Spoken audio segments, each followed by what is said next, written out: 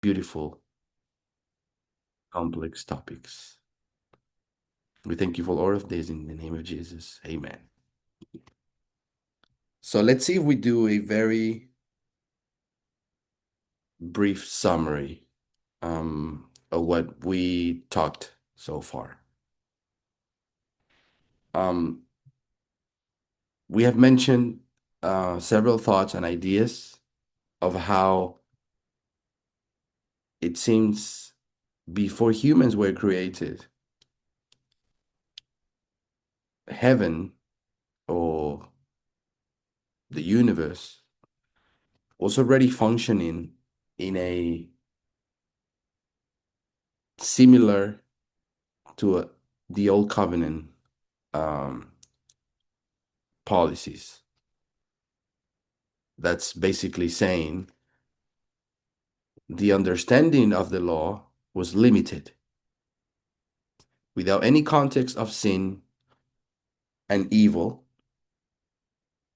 the knowledge of the law was limited, meaning the knowledge of the law has always been progressive.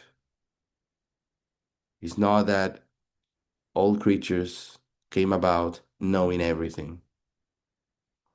We also discussed how it makes sense that it was God, is a natural process, part of the understanding of the law, that changes come about and progress. And a very big turning point in heaven was this change from law of, how can we say it? Because we cannot call it, I don't think we can call it survival. That seems to be part of the sin, sinful old covenant process that humanity was in because of sin. But we could say it was not equality. The policies in heaven before humanity and even before the rebellion was not policies of equal rights. There was some need for having a strong partners doing some job and having the smaller ones, and therefore they having less rights to do things. But God wanted to bring about an opportunity for all beings to have, I don't know if we could say a word to say, the ability to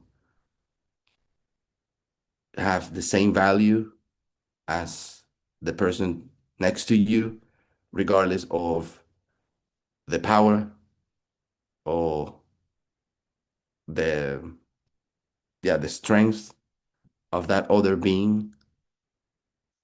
And that really sparked resistance among some creatures or Satan, because the old system is what Satan was wanting to defend or to keep, which is this unequal um, heaven. By unequal, we're not saying that, or by equal, we're not saying that now everyone are going to have the same, let's say, abilities, strength, and powers. Many of the differences, they're not changing because that's not part of the policy. Things are what they are, but not they're not going to be the merits by which they possess more rights than others. So equality was being brought about right when humanity was being planned to be created, when God was announcing Jesus to be God's equal partner that created, that sparked a resistance. But the plans cannot be postponed. Humanity had to be created, and humanity was to be, this is the last part that we discussed, was to be the, I would say, the living example of how these new policies would bring about good things. So angels or the universe could see and could even participate, because they will participate in our development, taking care of us, helping us, and the earth was going to be a living example of how the laws of equality are basically good, and they are the fuller understanding of the very law that they were always living under. But as we have said before, the law can only be implemented according to the knowledge and the context of the people, um, that that it rules. So that's a brief summary of what we have discussed.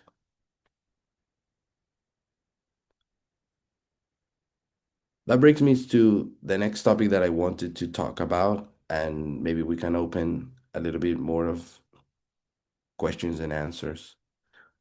What I wanted to say is, it seems to me the Sunday law, the process that we went through, the opportunity to discuss, um,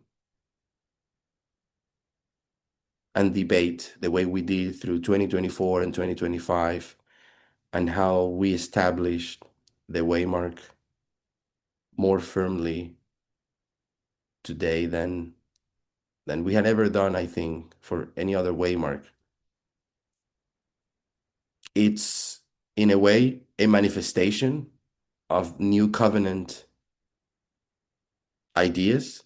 The way that things happen seems to me they are very much aligned to how new covenant uh, policies are supposed to work, because the Sunday law, waymark, and doctrine was studied in a different way than ever before, without, just following the lead of one person and accepting because they say so. No, it was a longer process, but it turned out to be better than simply saying yes to a messenger. That is different. And it's a manifestation of these ideas of new covenant to me. But it is also so that that waymark can be firmly established, so well established that if any of you have already accepted it, you have no option but to accept the close of probation message. I don't yet want to dive too much into it, but I want to state it as a fact. Once the Sunday law is so firmly established, through several witnesses, different proofs, and yeah, and the implications around it, then the close of probation message, the message that we're no longer under the old covenant and we are fully living under the new, becomes inevitable, and it will stand for eternity. The following fact, that because the Sunday law was so very well established, we can have confidence on the understanding of the following waymark. Yeah. That's something that I wanted to state. So I would like to open the some time for Q&A if you all want to. Um, quick thing that I didn't say before. I added another device. Can I have permission to share screen with the other device? It says only hosts can share in this meeting. Sorry for bringing that up too late. Perfect. Yeah, I got it now.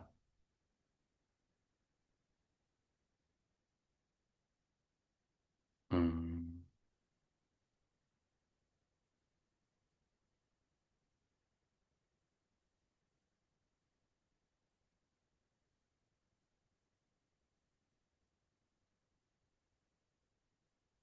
Are you able to see my screen?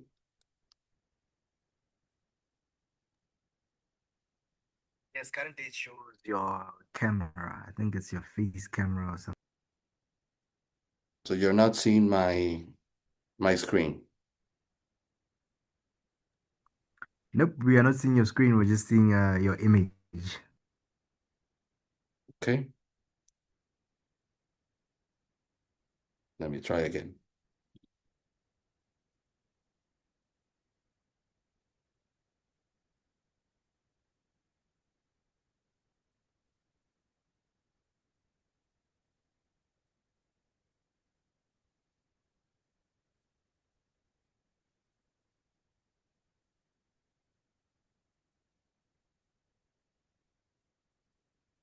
Yeah, I don't think this was.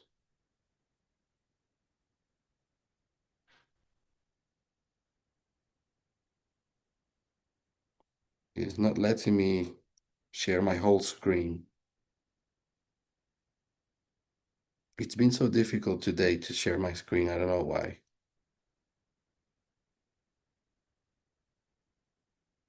The options that it gives me: share photos, share camera, website URL, but not the actual screen.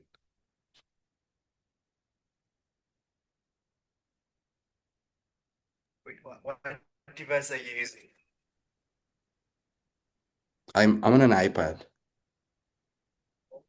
iPad. Okay. Okay, I thought it was a Samsung. It normally doesn't allow me to do that with the Samsung tablet, so I don't know about iPads. Okay, I'm trying again with this. Yeah, it stopped.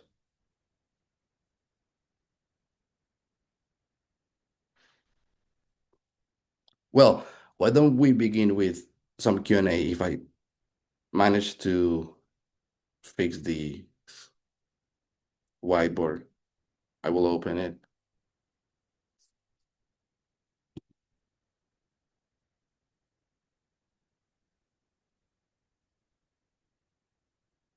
So specifically, do you want to like open just a standard whiteboard, or you want like to share some presentation on your device? Yeah, I just wanted to share the screen of the iPad so I could use the notepad and, do some lines and write some things. Ah, okay. I think if it's giving you problems with that, you could just use the standard whiteboard on here. It should allow you to just interface most of your features.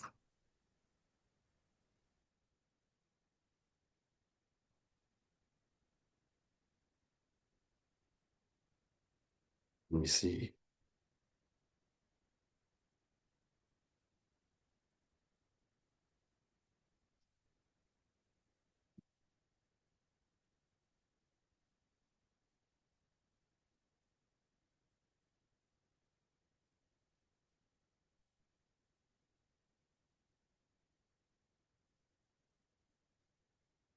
Any of you see something?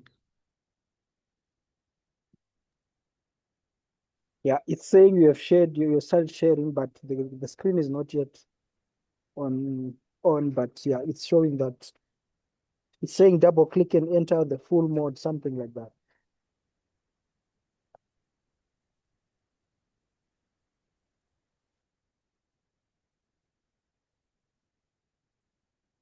Yeah, I don't know why it's not letting me.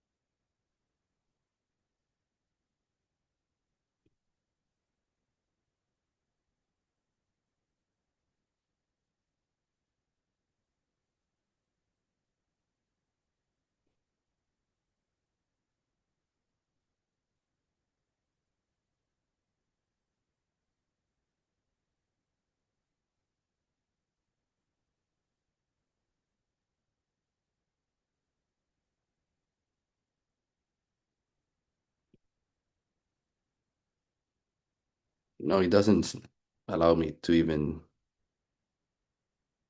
share the whiteboard here.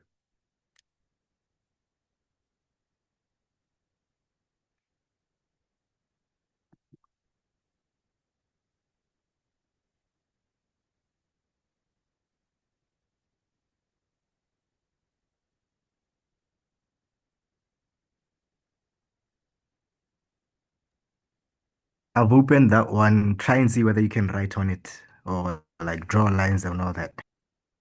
Okay.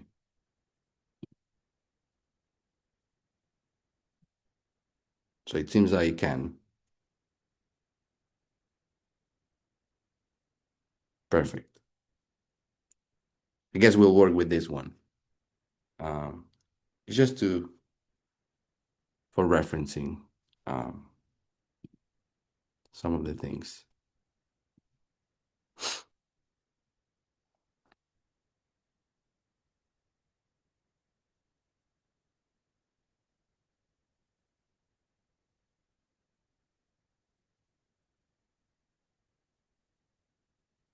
Okay, any questions from today's study, today's discussion?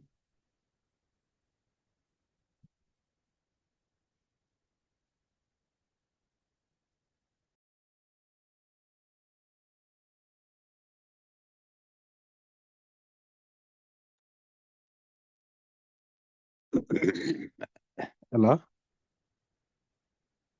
Yes.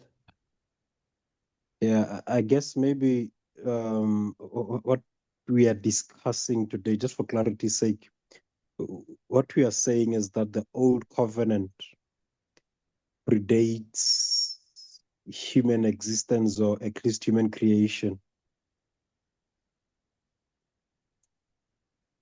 I think that would be a first summary of what we're trying to dive into. Yes, very much. Mhm.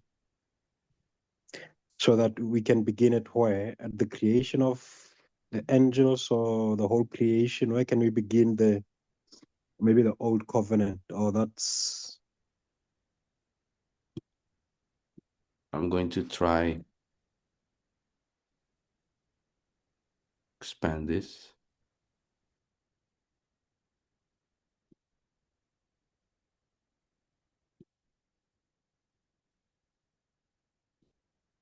Oops. Right.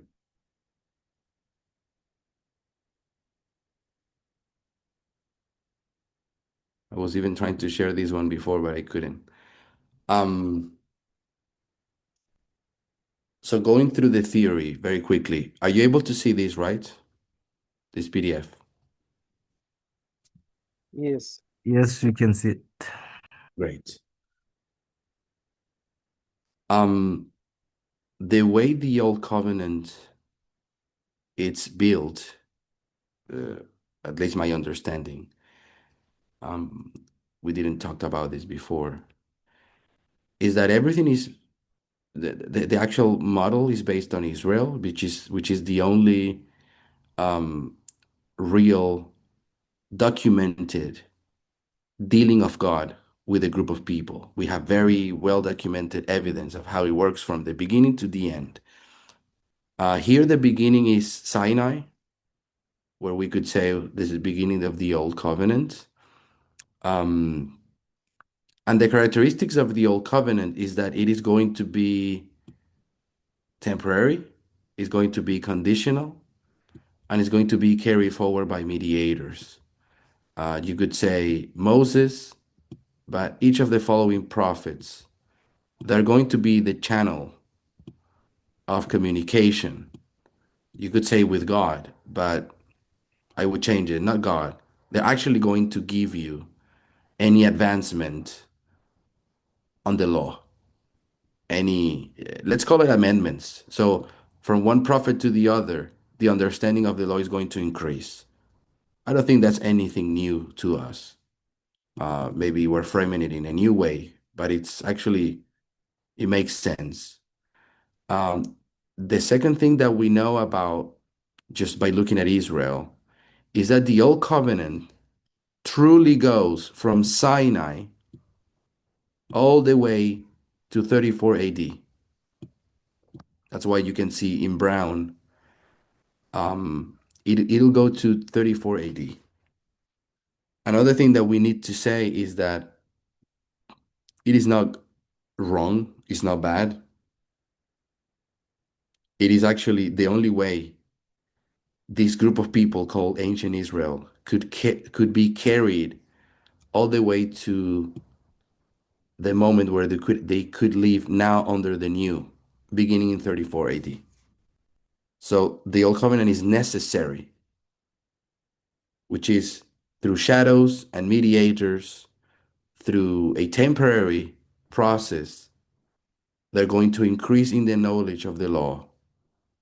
But at some point, they need to change. They cannot remain in the shadows. They cannot remain in this bloodline centered covenant where Israel is the most important nation. They needed to think that it was the most important nation during the old covenant, but at some point that has to end. And you can find any other example that you want. Something that is essentially a lie, but that you needed to think that way to get there. So it's a lie if you're standing in the new covenant. If you're standing here and I tell you Israel is the most important nation, you know that it is a lie. But if you're standing here before the new covenant has been brought about, it is not a lie. Because if God doesn't spend time with Israel as the most important nation in the world, then there's no Messiah. That's just an example. So yes, it was the most important nation in that very limited context. But when you get to the true final new covenant for Israel, that's no longer true. So it's no longer bloodline based. Everyone is actually going to get benefited by the understanding of the law. Israel was simply, how can I say? Israel was simply, yeah, I don't think this is disrespectful. Let me say, Israel was the playground where this could be developed. Whatever God was developing with Israel, Israel was that playground. They were performing like it was a play of theater. They were all year round going to different feasts and keeping a bunch of things that for new covenant thinking doesn't make any sense at all, but they needed to do that. And that actually brought them to a greater understanding of the law until they're able to accept it. We know it's not the entirety of Israel that is able to accept it at first. It's just a group of people. But if you would have tried that in any other society to believe in Jesus and treating your neighbors as you wish to be treated and everything that Jesus taught, any other nation would have not accepted. It needed to happen with Israel. So actually, the old covenant was very good. And when you get to this is something else I want to say. When you get to the point that the new covenant is going to be implemented, which is here in 34 AD,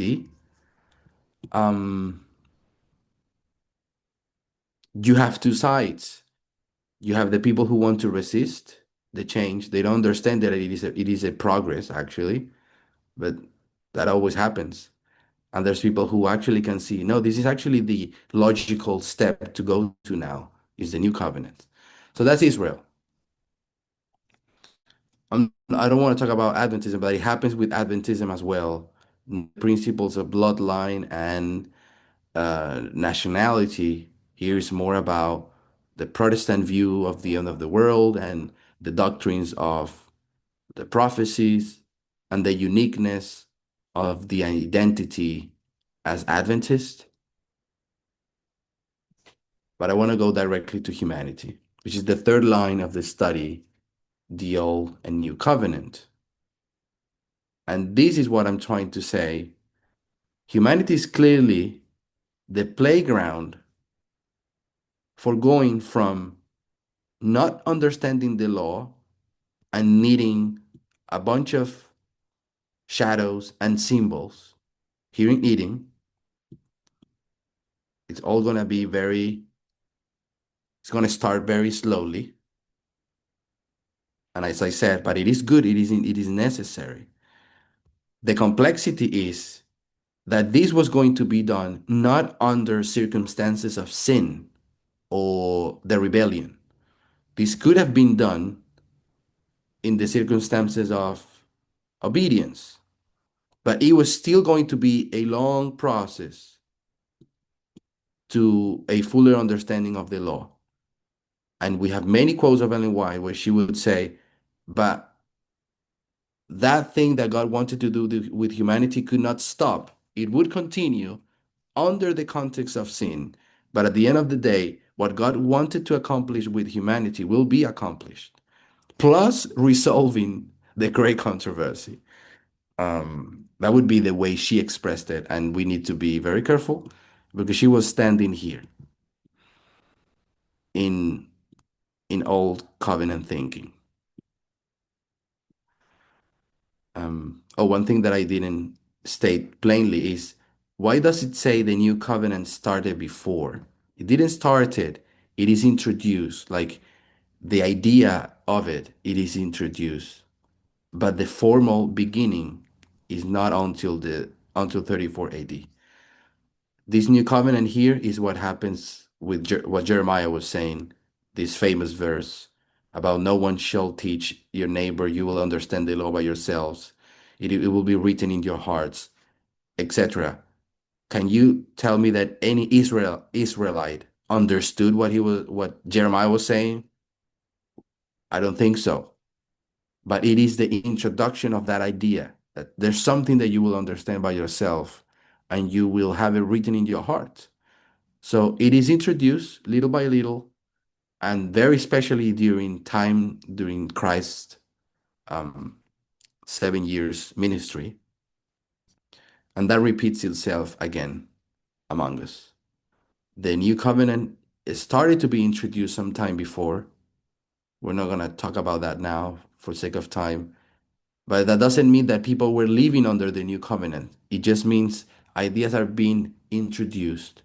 That's why the late stage of the old covenant, which would be this time from 1989 to January to 2026, that people have been calling LIO, it is the late stage of the old covenant. It is the more mature stage of the old covenant. That's why it looks so good. It has faults that it's impossible for the LIO to resolve because the LIO cannot fix itself. It is simply the best version of the old covenant. But at some point, you need to let go of the core principles of the old covenant, which is the difference between nationalities and how people view themselves and how people protect themselves and how people are constantly trying to seek for their own good and not the global universal good of every human. So there are certain things in the LIO that it cannot resolve humanity's issues. That's why there has to be a rejection of the LIO right here, just like the Pharisees were not able to move on to the next stage. The same happens with the seventh kingdom. They simply cannot go beyond the LIO. They are actually rejecting it. So that means we need to enter into a new phase. So all of that is to say, if this is the old covenant and it started in Eden, what we have discussed among us is the following. What if the whole of the universe, they were also living under the old covenant at the beginning of time?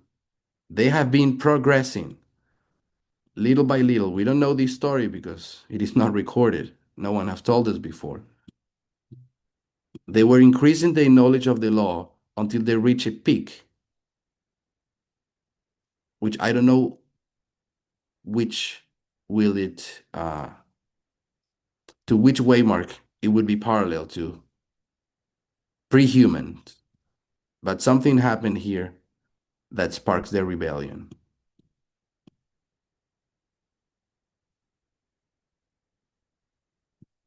And I think it is being called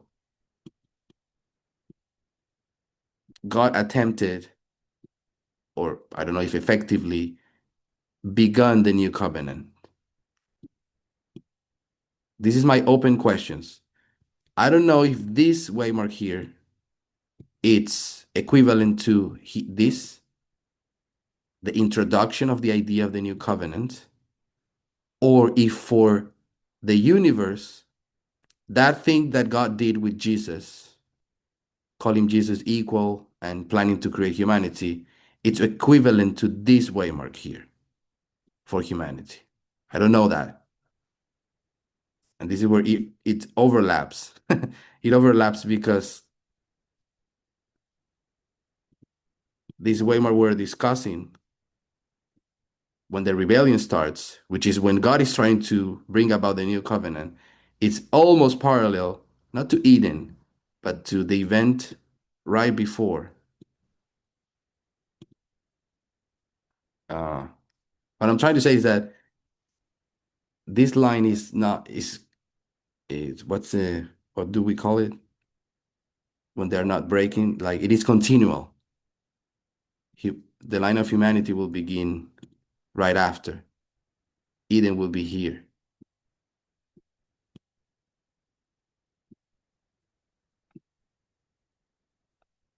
Anyway, maybe very disorganized ideas, but I think that's what we discussed. If Eden to Eden is here, it seems pre-humans, there was already some old covenant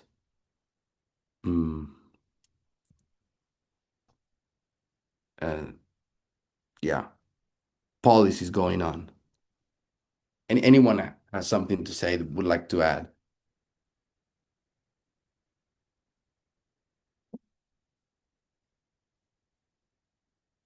Feel free to speak or ask any question. Yes. For me, I think this is the summary of what we discussed. And by implication, when you look at the way we started understanding the development of humanity, I think it makes sense. And as we have said, when you look at the way the new covenant, its properties, you need the old covenant to get those examples and learn things from principle. So yeah, for me, it perfectly summarizes what we're discussing.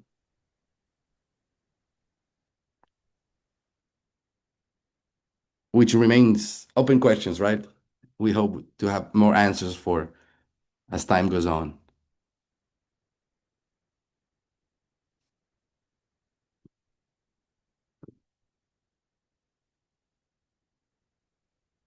Well, I think we have uh, a lot more to continue learning and more things that need to be revealed. Um, I think we have a nice discussion. We don't really arrive into conclusions, but we're enjoying the journey.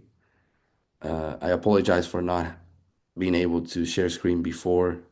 I was encountering some issues, but at least we got to talk about these lines in a more friendly fashion at the end. Uh, Feel free to ask for this PDF. I can hand it to you. And if we don't have any more questions or feedbacks, I think it was fair the time that we spent together.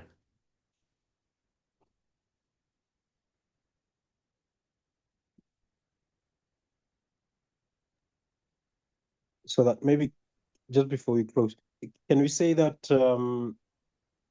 at that bottom three lines that you have Yeah. the black, blue, black, Eden to Eden. So can we say that maybe the old covenant principles were introduced maybe at the creation of the whole planet? Not the whole planet, but the whole creation, at the beginning of creation itself. The Uh-huh. angels, because I want to believe that, I don't know, I mean, I think at least there's a suggestion from Ellen White that even though it says that Christ is the beginning of creation, but it looks like Christ was there really before creation. Yes. So when the angels are now coming into the picture, they come into the picture where in their mind, Christ maybe is not really God, and God is going to work towards making them realize the principles of equality by then showing them that Christ is one and equal with them. So Okay. can we say that maybe the old covenant principles begin when the angels come into the picture or when creation really begins? I don't know where it begins. Maybe I think maybe it begins with the angels.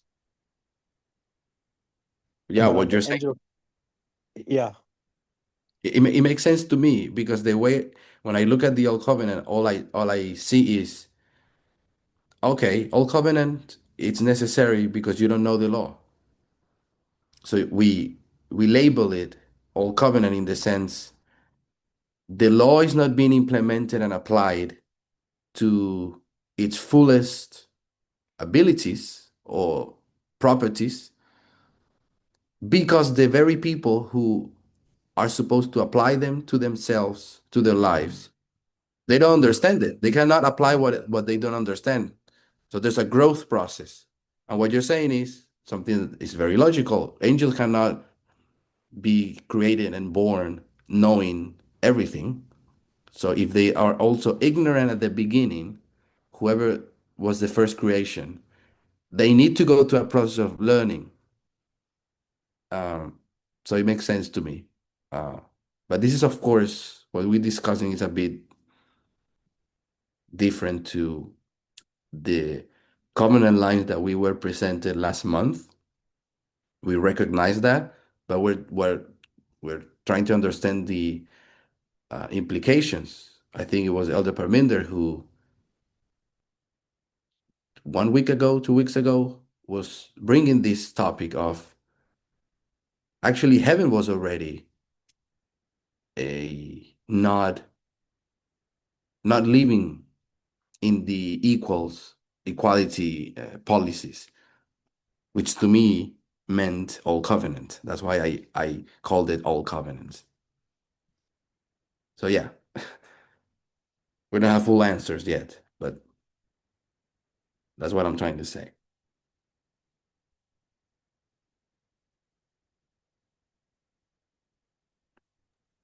All right, yeah, no, thanks. I think I understand and I have a picture of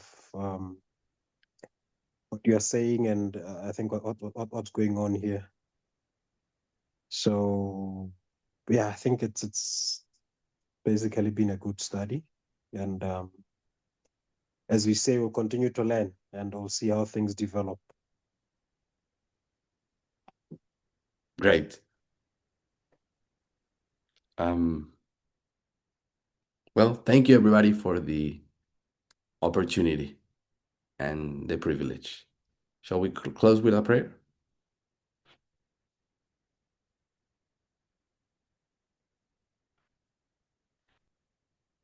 Dear God, thank you again for all the love and care. We know